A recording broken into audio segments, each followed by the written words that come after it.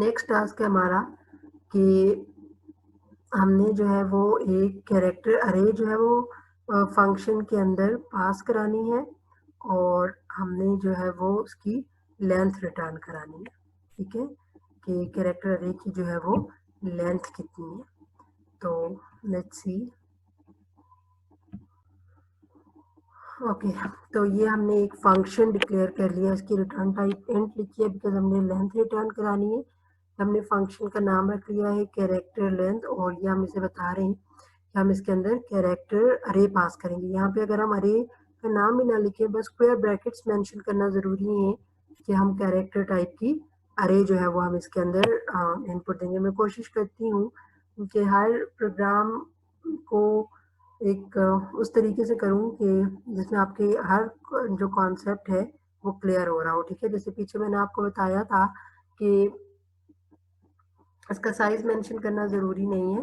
इसी तरह से इसका नाम भी अगर आप प्रोटोटाइप में मेंशन ना करें तो कोई फ़र्क नहीं पड़ता, बस स्क्वायर ब्रैकेट्स लगाएं और ये बता दें कि ये एक अरे है। ठीक है, ओके। कैरेक्टर अरे जो सी स्टाइल में हम उसे स्ट्रिंग कहते हैं। ठीक है, यानी कि सी स्टाइल जो स्ट्रिंग्स हैं वो एक्चुअली कैरेक्टर अरे से ही बनती हैं। तो यहाँ पे हम ऐसा करते हैं कि एक स्ट्रिंग लेते हैं सी स्टाइल में और CHA हम इसका नाम रखते हैं और साइज हम इसका 50 रख लेते हैं और जो है वो हम चाहें तो इसके अंदर भी यूज़र से भी वैल्यू ले सकते हैं गेटर्स के फंक्शन से। हम कैसे करते हैं, हम यूज़र से ही वैल्यू ले लेते हैं सी आउट और हम लिखते हैं एंटर स्ट्रिंग और उसके बाद हमने क्या फंक्शन पढ़ा था गेटर्स, अंदर हम क्या लिखेंगे स्ट्रिंग का नाम और उसके बाद हम फंक्शन को कॉल करते हैं और फंक्शन हमें क्या रिटर्न कराएगा, इंटीजर रिटर्न कराएगा। यहाँ पे लिख लेते हैं int length is equals to ch length और इसके अंदर हम क्या पास कराते हैं, स्ट्रिंग पास कराते हैं दैट इज ch और उसके बाद हम क्या करते हैं, इसे डिस्प्ले करा लेते हैं लेंथ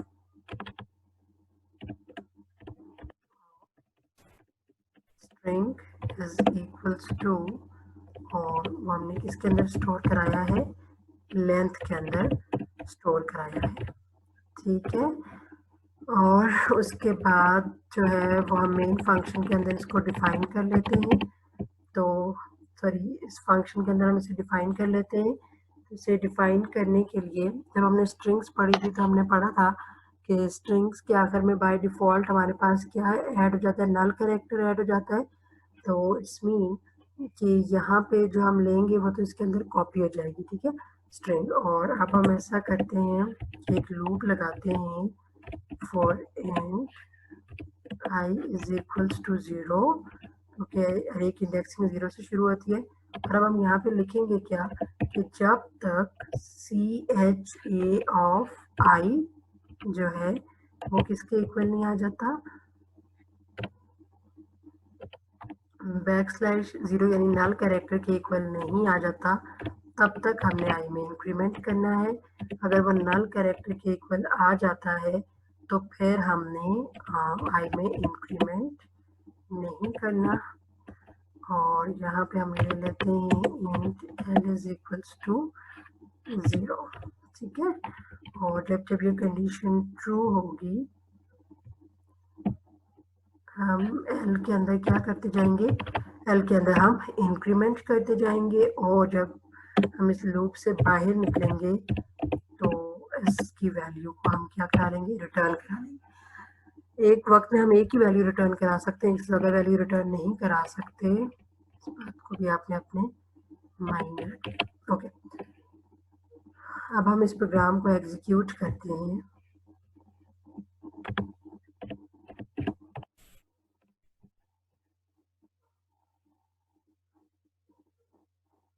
ओके, यहाँ बाय मिस्टेक मैंने CHA लिख लिया था, यहाँ पे आपने CH लिखना है और यहाँ पे आपने नल कैरेक्टर मेंशन करना है। ठीक है, अब हम इस प्रोग्राम को एग्जीक्यूट कर लेते हैं।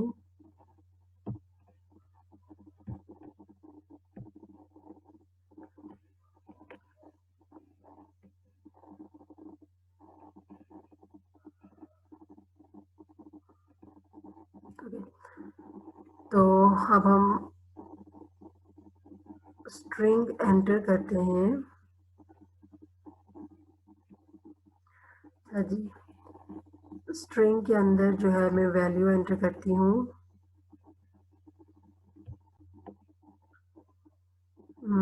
स्ट्रिंग के अंदर फॉर एग्जांपल मैं वैल्यू एंटर करती हूँ बीटा, तो लेंथ मेरे पास क्या आई है 4। तो अगर हम देखें तो इसके अंदर 4 ही कैरेक्टर्स हैं। तो इन 4 टास्क को तो हमने इम्प्लीमेंट कर लिया। अब हम देखते हैं कि वेरिएबल का स्कोप क्या है। हमने लेक्चर में पढ़े थे कि हमारे पास लोकल वेरिएबल्स होते हैं, हमारे पास जो है वो ग्लोबल वेरिएबल्स होते हैं और हमारे पास स्टैटिक लोकल वेरिएबल्स होते हैं। ठीक है, तो हम ऐसा करते हैं, हम इसी प्रोग्राम को उन कॉन्सेप्ट्स के लिए मॉडिफाई कर लेते हैं।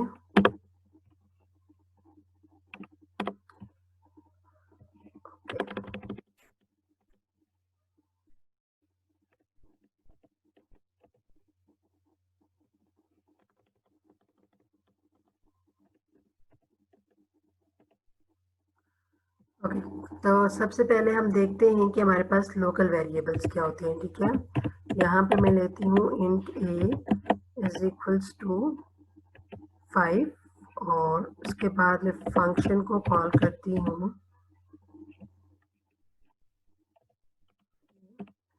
और यहाँ पे मैं सी आउट करा लेती हूँ को एंड एल, और यहाँ पे हम वैल्यू लिख लेते हैं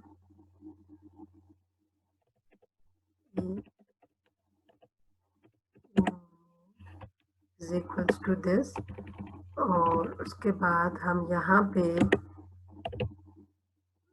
जो ये ए है इसके अंदर इंक्रीमेंट करते हैं और इसकी वैल्यू को मैं प्रिंट करा लेती हूँ ये लोकल फंक्शन इक्वल्स टू, तो ये किसके इक्वल ए। तो क्योंकि देखिए मैंने आपको पहले बताया कि ये जो ए है ये इस फंक्शन का अपना लोकल वेरिएबल है और ये जो ए है ये इस फंक्शन का अपना लोकल वेरिएबल है। इसका एड्रेस अलग है और इसका एड्रेस अलग है। ये जो है ये सिर्फ इस वैल्यू से इनिशियलाइज हुआ है जो हमने इस फंक्शन को कॉल करते हुए भेजी है। इसका मतलब है ये इनिशियलाइज 5 से हुआ है। जब हम इसमें इंक्रीमेंट करेंगे तो यहाँ पे जो वैल्यू प्रिंट होगी वो 6 प्रिंट होगी। ठीक है, और उसके बाद ये फंक्शन जब रिटर्न करेगा तो ये ए डिस्ट्रॉय हो जाएगा, जबकि ये जो 5 है ये इस फंक्शन का वेरिएबल है। यहाँ पे जब हम वैल्यू प्रिंट कराएंगे तो वैल्यू 5 ही प्रिंट होगी।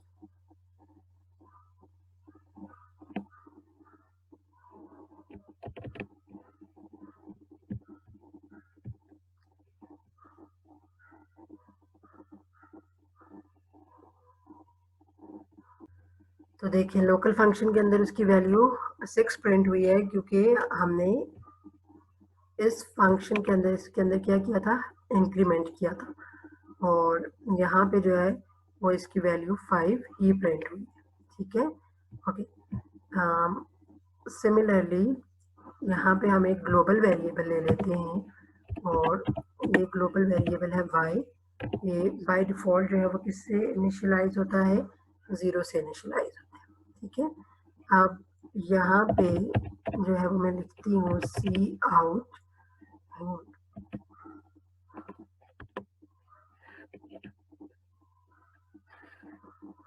यहाँ पे ऐसा करते हैं सबसे पहले मैं इस y को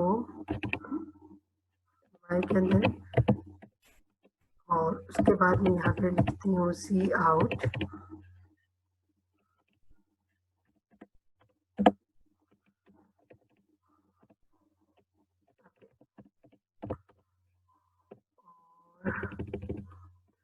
यहाँ पे भी जो है वो मैं लिखती हूँ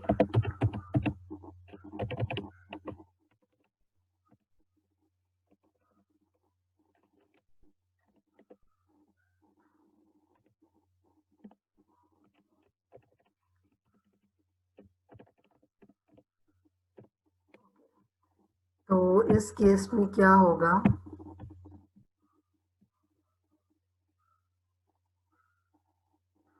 कि अच्छा जी, सबसे पहले तो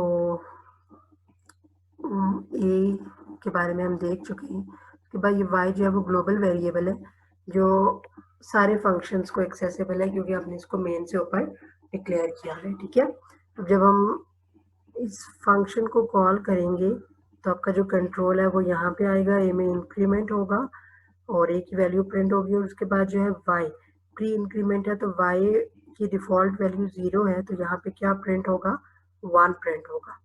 और उसके बाद जब इस फंक्शन की सारी स्टेटमेंट्स चलेंगी तो हमारा कंट्रोल यहाँ पे रिटर्न बैक करेगा, ए की वैल्यू प्रिंट होगी और वाई के अंदर क्या हो जाएगा, इंक्रीमेंट हो जाएगा। तो y क्योंकि ग्लोबल वेरिएबल था, यहाँ पे जो उसने इंक्रीमेंट किया था 1, तो अब y की वैल्यू अब क्या हो चुकी है, 1। जब हमने यहाँ पे फर्दर लिखा y is equals to y plus 2, तो 1 के अंदर 2 और ऐड होगा तो इसकी वैल्यू क्या हो जाएगी, 3।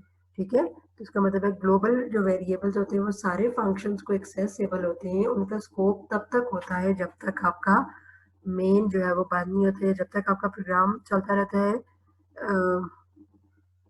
वो जो वेरिएबल है वो डिस्ट्रॉय नहीं होता। जब आपका मेन रिटर्न करता है तो तब जो ग्लोबल वेरिएबल होता है वो डिस्ट्रॉय होता है। ठीक है, तो इसका मतलब है ये जो लोकल फंक्शन है इस y के अंदर जो चेंजिंग्स करेगा वो चेंजिंग सारे फंक्शंस के लिए होगी। ठीक है, तो अगर हम इसे एग्जीक्यूट करें, अच्छा अब मैं आपको एक बात बताती हूँ। देखिए ये y था मेरा ग्लोबल वेरिएबल था, और फॉर एग्जांपल यहाँ पे मैं इसको दोबारा से अगर मैं इनिशियलाइज करा लूँ, डिक्लेयर कर लूँ y को, तो इस केस में क्या होगा, इस केस में क्या होगा कि यहाँ पे y की वैल्यू क्या प्रिंट होगी, 11 प्रिंट होगी, और यहाँ पे y की वैल्यू क्या प्रिंट होगी, 2 प्रिंट होगी। जब हमारे पास एक वेरिएबल ऑलरेडी होता है ग्लोबल वेरिएबल और हम उसे किसी लोकल फंक्शन के अंदर दोबारा डिक्लेयर करते हैं, तो जो ग्लोबल वेरिएबल होता है वो क्या होता है, वो हाइड हो जाता है। ठीक है, this is known as shadowing, कि वो जो y है वो इस फंक्शन में जो है वो ग्लोबल वेरिएबल को नहीं देखेगा, बल्कि वो अपने इसके लोकल वेरिएबल y को देखेगा। ठीक है, और इसको दोबारा से 10 से इनिशियलाइज कराएगा और इसमें इंक्रीमेंट करके इसको डिस्प्ले कराएगा। जब ये फंक्शन रिटर्न करेगा तो ये क्योंकि इसका लोकल वेरिएबल है ये डिस्ट्रॉय हो जाएगा, और फिर जो है वो ये हम इसी ग्लोबल वेरिएबल y की बात करेंगे। ठीक है, तो अगर हमारे पास एक ग्लोबल वेरिएबल और हम उसी नाम से किसी फंक्शन के अंदर लोकल वेरिएबल क्रिएट करते हैं, तो वो जो फंक्शन होता है वो अपने लोकल वेरिएबल को यूज करता है, वो ग्लोबल वेरिएबल को यूज नहीं करता, यानी वो ग्लोबल वेरिएबल को हाइड कर लेता है। This is known as shadowing. ठीक है, ओके, तो अगर अब हम इस प्रोग्राम को एग्जीक्यूट करें,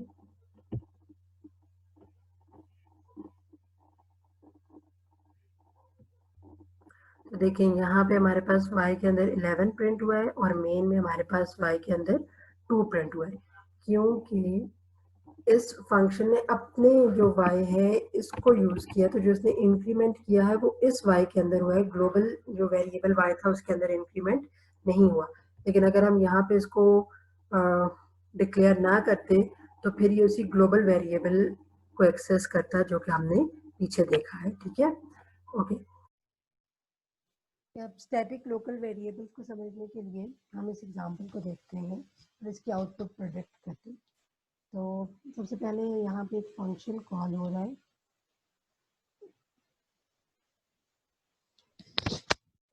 सिलेक्ट लेंथ, और इसके अंदर जो हम वैल्यू पास करा रहे हैं वो क्या करा रहे हैं, 6। इसका मतलब है कि अंदर जो वैल्यू कॉपी होगी वो क्या होगी, 6। यहाँ पे फिर हमने इसका अपना एक स्टैटिक लोकल वेरिएबल जो है वो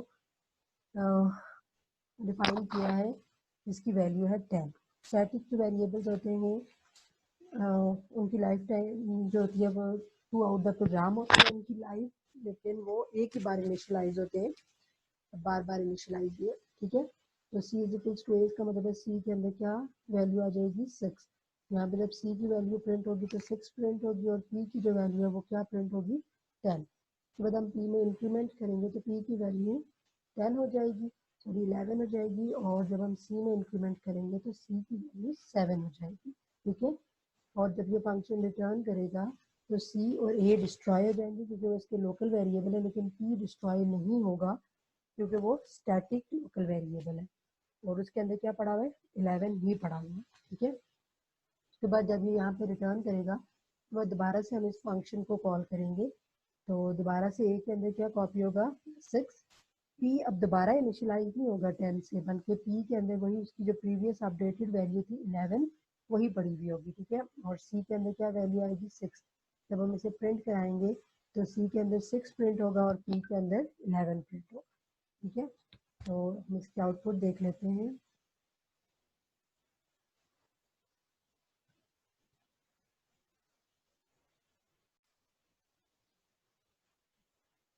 ओके,